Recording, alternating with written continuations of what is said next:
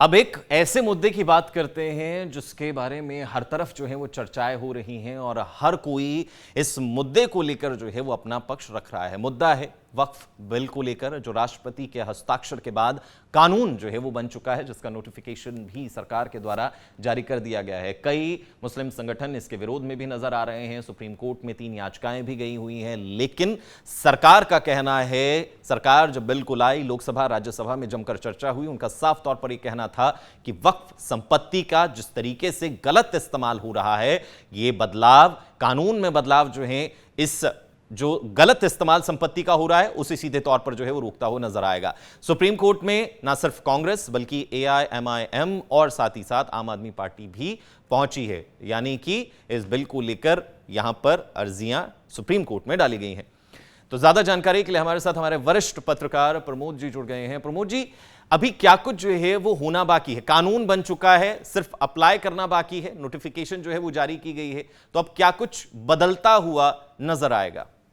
सबसे पहले तो बता दूं कि जो उम्मीद है, यानी कि वक्फ संशोधन विधेयक 2025 यानी unified Waqf management empowerment efficiency and development, इसको उम्मीद के नाम से बोला जा रहा है।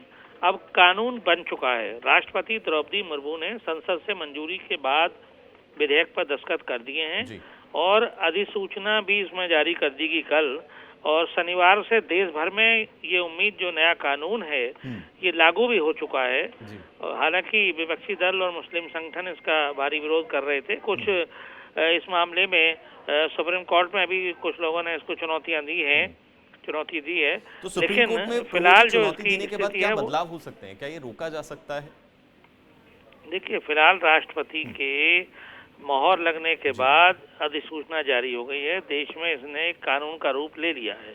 अब सुप्रीम कोर्ट इस मामले की सुनवाई करेगी और अब क्योंकि संसद से पास होने के बाद राष्ट्रपति की मंजूरी मिल चुकी है, तो ऐसे मामलों में एक आध ही उदाहरण होगा जब सुप्रीम कोर्ट कोई रोक लगाए या आक्षेप करे, लेकिन फिर भी क्योंकि सुप्रीम कोर्ट पूरे मामले की सुनवाई कर रही है और इसमें आगे क्या निर्णय होगा तो सुप्रीम कोर्ट ही डिसाइड करेगी। लेकिन और अभी ऐसा कुछ भी इस पर टिप्पणी करना बहुत जल्दबाजी होगा। लेकिन फिलहाल की जो स्थिति है वो कानून बन चुका है और देश में लागू हो चुका है।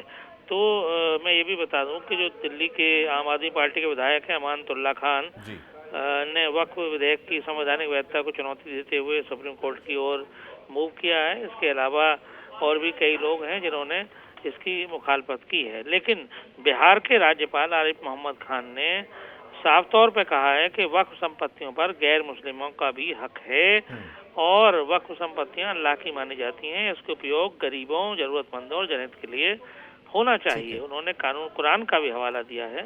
तो कुल मिलाकर 2 राय देश भर में आ रही हैं अलग अलग, लेकिन फिलहाल उम्मीद एक कानून बन चुका है जिस पर आगे सुप्रीम कोर्ट सुनवाई करेगा और उसके बाद इस पर रोक लगती है या कुछ और इसमें सुप्रीम कोर्ट जवाब चाहता है या तसल्ली चाहता है, ये देखा जाएगा। लेकिन फिलहाल सुप्रीम कोर्ट की ओर से कोई भी अभी इस पर ना तो रोक लगी है और ना अभी कुछ इसके बारे में कोई दिशा निर्देश आए हैं। अभी जब अगली सुनवाई होगी तब उस पर कुछ इस बारे में सुप्रीम कोर्ट निर्णय देगी। देखने ये होगा कि आगे जो है वो क्या कुछ इस मुद्दे पर होता हुआ नजर आता है। बहुत बहुत शुक्रिया प्रमोद जी तमाम जानकारी के लिए हमारे साथ जुड़ने के लिए।